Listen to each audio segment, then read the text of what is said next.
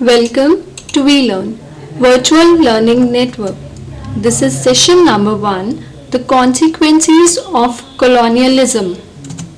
The topics which we will cover in this session are Introduction to Colonialism, Definition of Colonialism and the Consequences of Colonialism. Coming towards the introduction. The British built in India the largest colonial empire anywhere in the world, but it was a different kind of colony from most others. Most of the Indians that we find in Fiji today were taken as indentured labor. The British ruled India by drawing a lion's share of surplus out of the Indian economy through heavy exactions on peasantry in the shape of revenue demands, indirect taxation plus some tribute. Colonialism as a system started emerging at the very beginning of the modern era. This is the 16th century. The Indians had colonies. For example, the Korals went overseas and established colonies in the Indochina and Indonesia. Foreign domination is also an old and military conquest. Before the rise of colonialism, the level of development of many countries like India or China or some Arab countries was as high or higher than that of the colonizing power. In a few decades, the West has established absolute supremacy in most fields over the countries of that now are called the Third World. This is the definition of colonialism. Now, coming towards the next topic, that is the consequences of colonialism. The defeat of Sirajuddaula in 1757 at the Battle of Plassey can be taken as the beginning of the colonial rule. After the Battle of Buxar in 1765, the Diwani of Bengal passed into the hands of British. Bengal revenue circles then comprise what are now West Bengal, Bangladesh, Bihar and Orissa.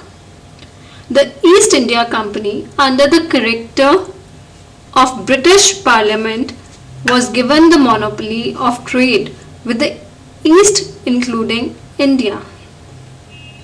After these battles, they also acquired sole control over the collection of land revenue over the conquered territories. The British used their political control to bring the economy under their direct command. Rapidly, the direction of Indian economy was changed to serve the interest of British economy. Trade and revenue were the two direct means through which they exercised their control to exploit the Indian economy and transfer the surplus to the British, which soon to enter the stage of the long industrial revolution.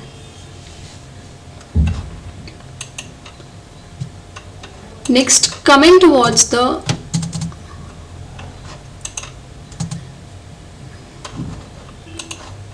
nature and phases of colonial empire.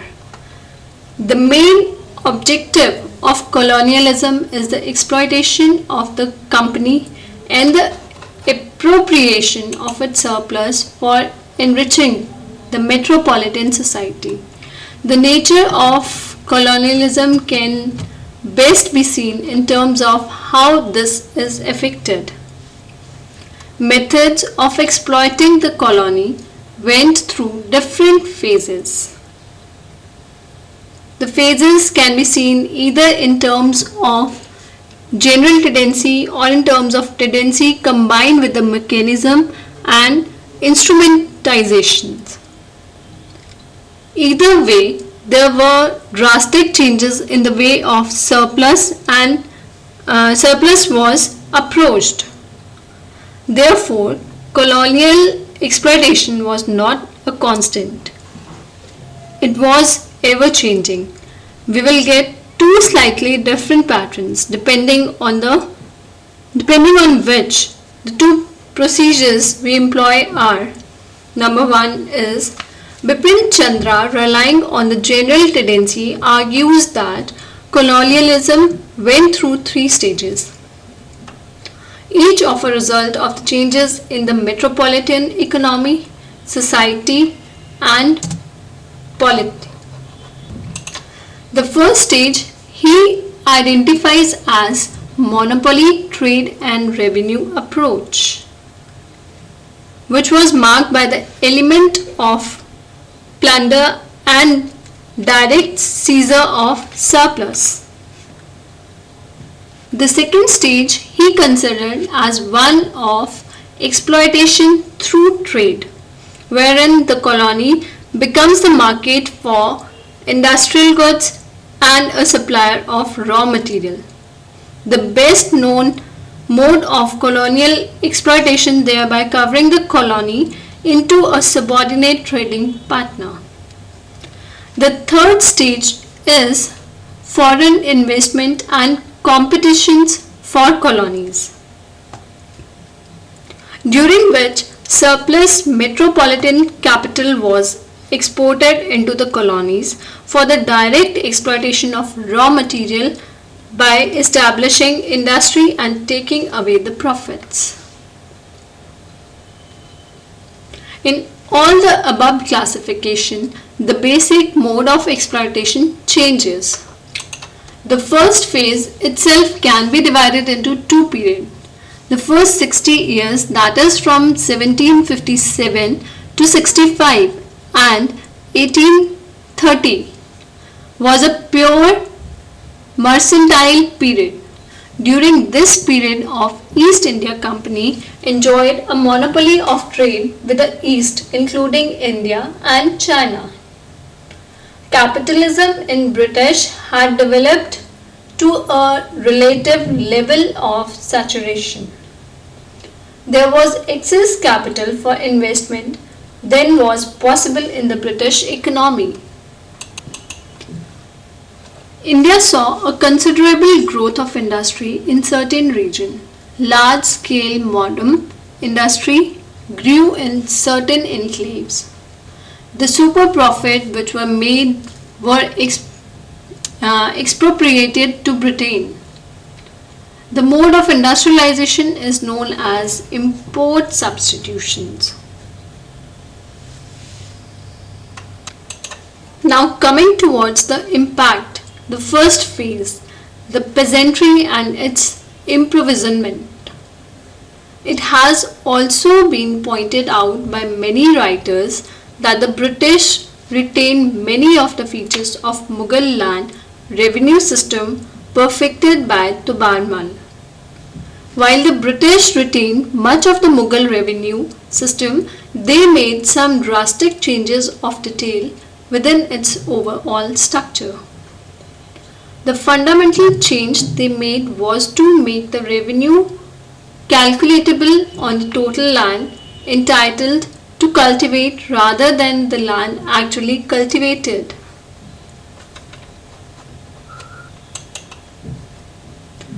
The assessment under the Mughals can be said to be based on the produce and not on holding, and therefore there was a flexibility built into the system.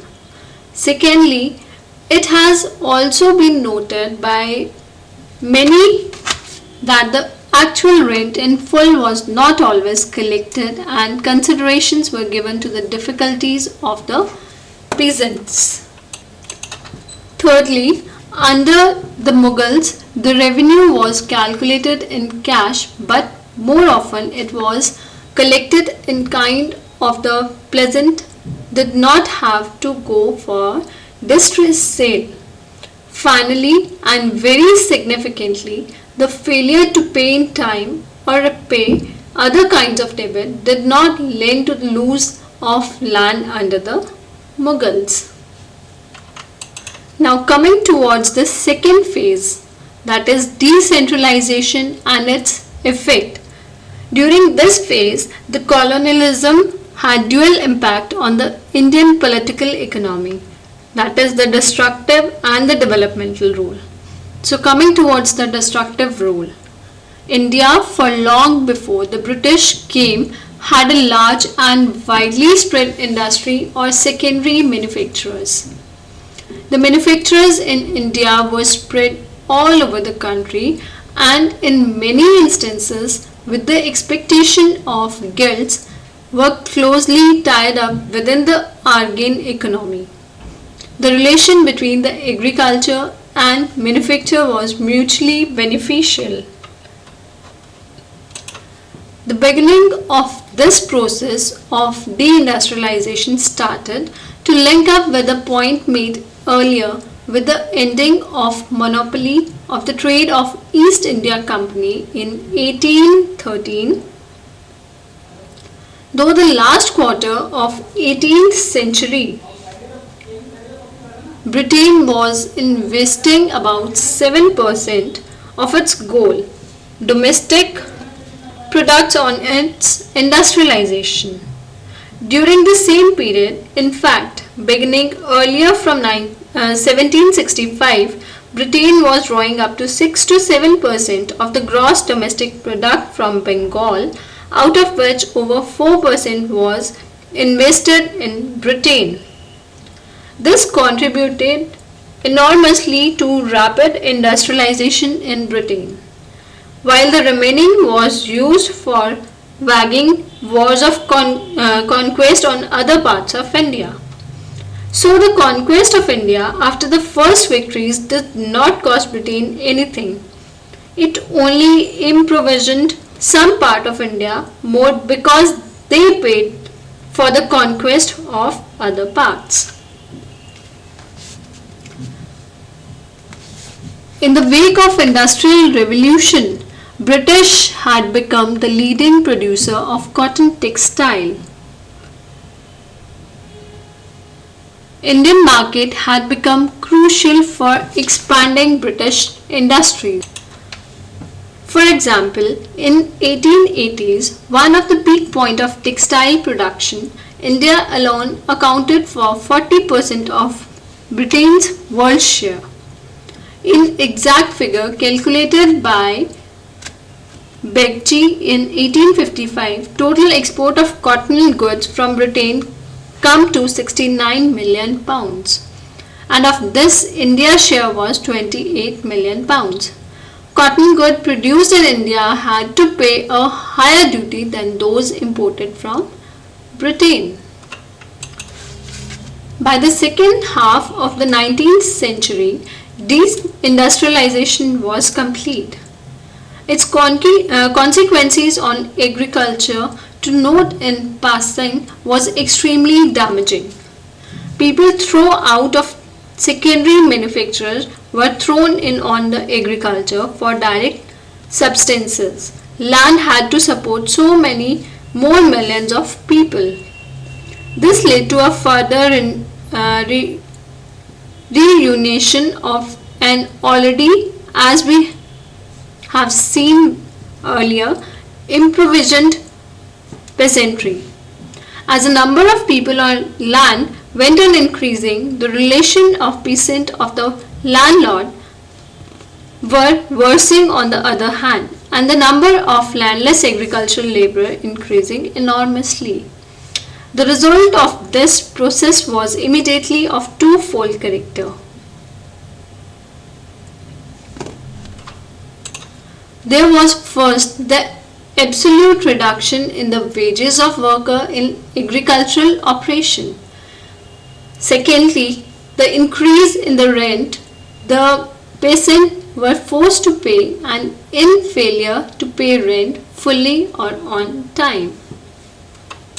Now coming towards the developmental impact. The British, beginning with the 19th century, set up the modern administrative apparatus and subsequently a judicial system, and together with mercantile firms, the beginning of the construction of railways, the development of modern irrigation works. So coming towards the beginning of construction of railways. This is the second very important development during this period, the construction of railways.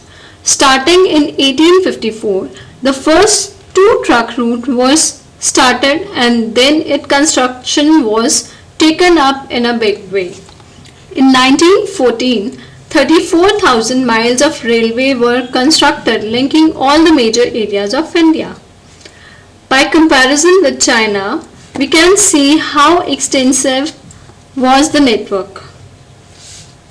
But the railway also surprisingly contributed to the greater integration of Indian economy into the metropolitan one and thus contributed to the augmentation of India's economic exploitation. It did so by a peculiar route alignment and fare structure. And the third most important is irrigation network.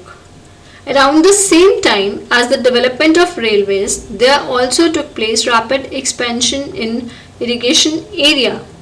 The construction of vast irrigation network were taken through confined to a few areas, but this was also accompanied by the neglect of traditional irrigation work like wells and village ponds.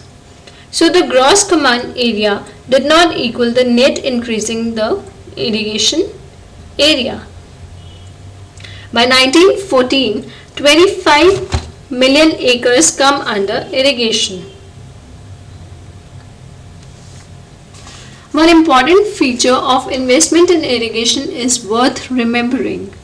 Almost the entire investment went into 2-3 areas of the British India, and out of these bulk of it went into Punjab.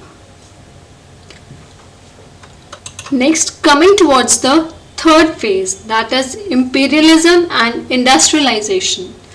In the last decade of 19th century, the nature of capitalism was changing.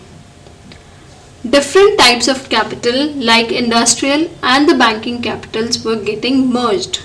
This gave rise to large financial organizations within advanced capitalist countries like Britain, Germany, France, USA, etc.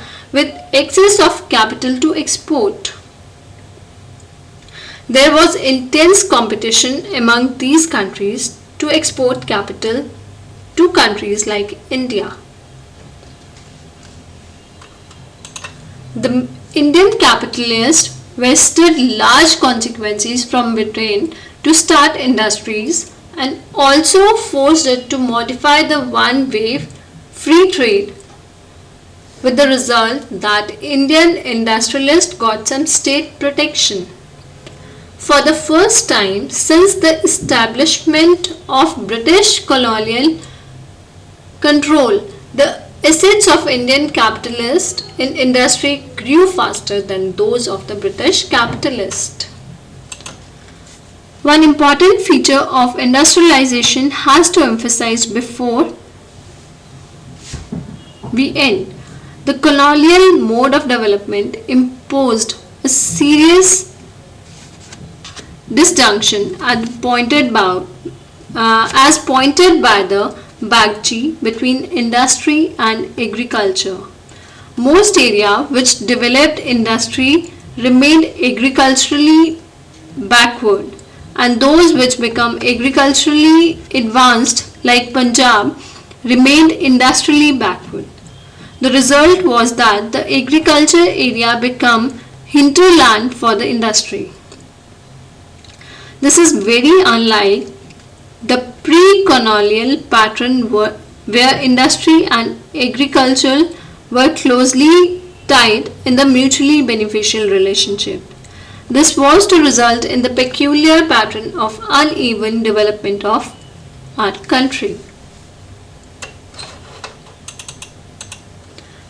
So, some questions. which are based on this session are defining colonialism, explain the first phase, the pleasantry and its imprisonment. Thank you. Happy learning, relearning.